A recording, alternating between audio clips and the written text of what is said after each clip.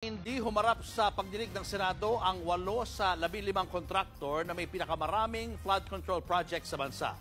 Kaya questionin dapat ang ilan sa kanila dahil sa mga ghost flood control projects. Nasa frontline ng balitang yan si Mean Los Baños. There are ghost projects there. In all candidness, Your Honor, I think so.